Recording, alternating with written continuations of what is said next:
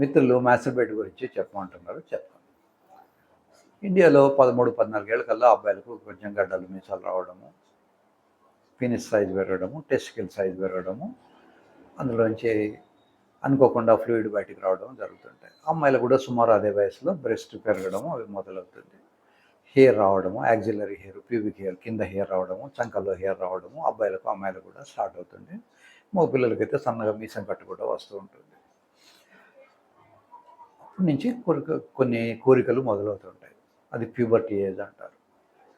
ఈ ప్యూబర్టీ ఏజ్లో అనుకోకుండా ఒక్కోసారి వాళ్ళు చేయి తగిలో స్నానం చేస్తున్నప్పుడు ఎరెక్ట్ అవుతుంది. That gives some nice feeling. అందుకని వాళ్ళు తెలియకుండానే దాన్ని టచ్ చేసుకోవడం చేయవచ్చు. లేదా ఒక్కొక్కసారి హాస్టల్లో ఉన్నప్పుడు వాళ్ళ సీనియర్స్ వీళ్ళని ఎక్స్‌ప్లాయిట్ చేసి వీళ్ళ జెనిటల్స్ ముట్టుకోవడం, వీళ్ళని ఊపడం అవి చేస్తుంటారు. సో హాస్టల్లో ఉన్నప్పుడు తగిన జాగ్రత్తలు తీసుకోవాలి. ఇంట్లో ఉన్నప్పుడు కూడా కొన్ని జాగ్రత్తలు తీసుకోవాలి. నాకు ఒక ఇన్సిడెంట్ తెలుసు, దాని గురించి చెప్తాను. భార్యాభర్త ఇద్దరు కూడా ఉద్యోగస్తులు. వాళ్ళకు ఒక బాబు ఉండేవాడు. వాళ్ళు ఉద్యోగంకి వెళ్ళే ముందు ఒక సర్వెంట్ మెయిడ్ ఇచ్చేసి బిస్కెట్లు, చాక్లెట్లు ఇచ్చి ఏడిస్తే ఇయ్యమని చెప్పాడు. ఆ సర్వెంట్ మెయిడ్ బాబు ఏడవగానే వాడికి చాక్లెట్, బిస్కెట్ ఇవ్వకుండా ఆమె తినేసి వాడి జెనిటల్స్ను చేత్తో ఊపేది. అందుకని వాడు ఏడుపు మానేసేవాడు. బికాస్ చిన్నపిల్లలు కూడా జెనిటల్స్ టచ్ చేసినప్పుడు ఒక రకమైన ప్లెజర్ వస్తూ ఉంటుంది. సో తర్వాత ఆ పిల్లవాడు ఎప్పుడు 24 గంటలు దాన్ని పట్టుకొని దాన్ని ఇలా అంటున్నాడని నా దగ్గరకు ఒకసారి పేషెంట్ని తీసుకొచ్చాడు. నేను చెప్పాను వాళ్ళ ఇంట్లో కెమెరాలు పెట్టమని. కెమెరాలు పెట్టిన తర్వాత they have found out servant made బిస్కెట్లు ఇవ్వకుండా వాడినే స్టిమ్యులేట్ చేస్తుంది.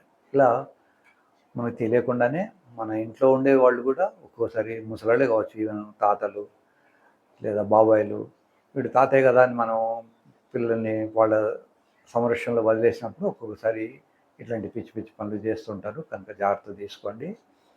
చిన్నపిల్లలకి మొదటి నుంచే నేర్పండి. గుడ్ టచ్, బ్యాడ్ టచ్ అని ఉంటుంది. ఏది గుడ్ టచ్ అంటే శరీరం మీద బట్టలు ఉన్నప్పుడు ఏ పోర్షన్ అయితే బట్టలు లేదో, ఫర్ ఎగ్జాంపుల్ హ్యాండ్స్, ఫీటు, ఇవి మాత్రం టచ్ చేస్తే గుడ్ టచ్. ఏవైతే కవర్ అయిందో ఆ కవర్ అయిన ఏరియాను టచ్ చేస్తే ఇది బ్యాడ్ టచ్. ముఖ్యంగా ఆడపిల్లలకు, మగపిల్లలకు ఈ విషయాలు నేర్పండి మొదటి నుంచే. ఇవన్నీ తల్లిదండ్రులు కొంత వయసు పిల్లలకు అర్థం చేసుకునే వయసు వచ్చినప్పటి నుంచి కూడా వాళ్ళకి నేర్పాల్సి ఉంటుంది. ఈ మాస్టర్బేట్ చేయడం వల్ల మాస్టర్బేషన్ 2-3 రకాలుగా చేస్తారు. కొంతమంది నిల్చొని చేత్తో ఇలా అంటారు. ఈ మాస్టర్బేషన్ చాలామంది చాలా పేర్లు పెడతారు. కొట్టుకుంటున్నాం అంటారు, ఇంకొకళ్ళు ఇంకేదో అంటారు. సో మాస్టర్బేట్ చేయడం వల్ల అంగం సైజు పెరుగుతుంది, ఒక ప్లెజెంట్ ఫీలింగ్ ఉంటుంది. అప్పుడు లవ్ హార్మోన్స్ అని కొన్ని హార్మోన్స్ బాడీలో రిలీజ్ అవుతాయి. So feeling of well being తోటి వాళ్ళు రికరెంట్గా ఫ్రీక్వెంట్గా చేయడానికి వస్తుంటుంది. అప్పుడో ఇప్పుడో మాస్టర్బేట్ చేస్తే అది వ్యాధి కాదు. ఏదైతే రికరెంట్గా ఫ్రీక్వెంట్గా డిస్టర్బింగ్ ద కెరీర్, ఇప్పుడు ఆ వయసులో చదువుకొని పైకి రావాల్సిన వాళ్ళు దీంట్లోనే ఈ పిచ్చిలోనే పడిపోయి చదువు మీద కాన్సన్ట్రేట్ లేకుండా ఇవే చేస్తుంటారు. అలా చేస్తున్నప్పుడు వాళ్ళ కెరీర్ దెబ్బతింటుంది.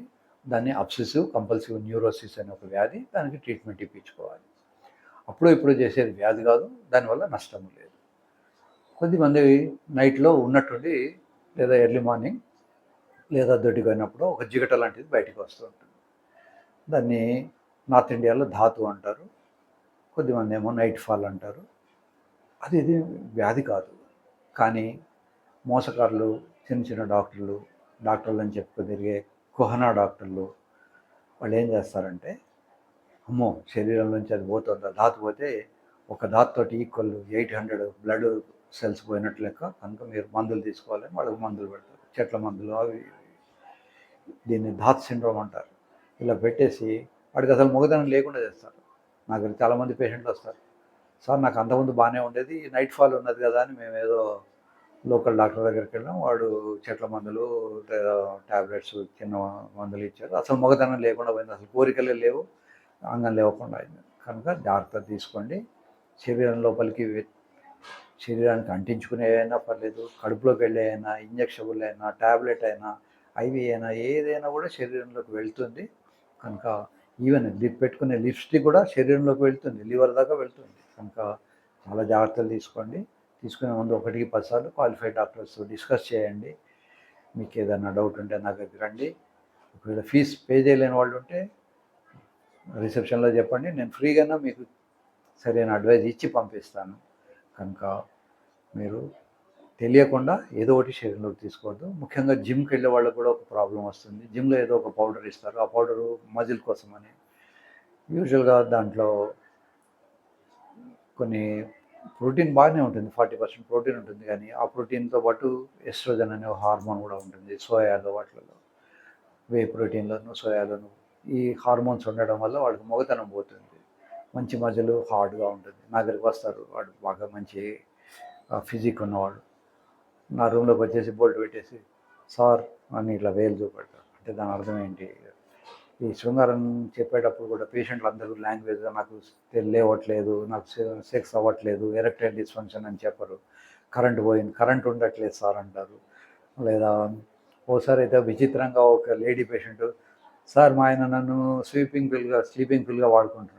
స్లీపింగ్ పిల్ ఏంటమ్మా? ఆయన నిన్ను వాడుకోవడం ఏంటి? స్లీపింగ్ పిల్ కొంచెం ఎక్స్‌ప్లెయిన్ చేయి తల్లి అంటే, అతను వస్తాడు, లేట్‌గా వస్తాడు, హడావిడిగా భోంచేస్తాడు. నా మీద ఒక నిమిషం టచ్ చేస్తాడు, వెంటనే పొద్దున కొట్టి నిద్రపోతాడు. నాకు ఆ రాత్రంతా నిద్ర ఉండదు వాడి వల్ల అని చెప్తుంది. సో అమ్మాయికి టైం ఇచ్చి, ఆమె ఫోర్ ప్లే ఇచ్చి, ఆమె వేడయ్యే లోపలే వీడు చల్లారిపోయి పడుకుంటాడు. సో ఇలా కూడా జరుగుతూ ఉంటాయి. కనుక వాళ్ళు ఏ లాంగ్వేజ్లో చెప్పినా, వాళ్ళు ఎలాంటి ఎక్స్ప్రెషన్ ఇచ్చినా మనకు అర్థమవుతుంది. కనుక మీరు మొహమాటం లేకుండా నాతో చెప్పొచ్చు. మీరు ఏం చెప్పినా కూడా మీ ప్రైవసీ బయటికి రాదు.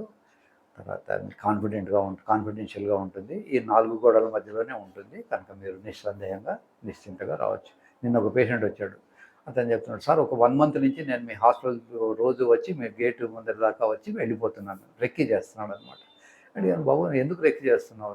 నేను మర్డర్ చేసే ఉద్దేశం ఉంది" అని నవ్వుతూ అడిగాను. "సార్ నాకు లోపల రావాలంటే భయం వేస్తుంది. సెక్స్ విషయం కదా, అందుకని నేను వచ్చి మీ హాస్పిటల్ ముందర దాకా వచ్చి ఇటు అటు తిరిగేసి మళ్ళీ వెళ్ళిపోతున్నాను" అని చెప్పి. అట్లా భయపడక్కర్లేదు. డాక్టర్ సార్ పోలీసులు కాదు, మిమ్మల్ని ఏమీ అనరు. Doctor sir your friends. A doctor అయినా కూడా మీకు మీ మంచి గురించి ఆలోచించేవాళ్ళు.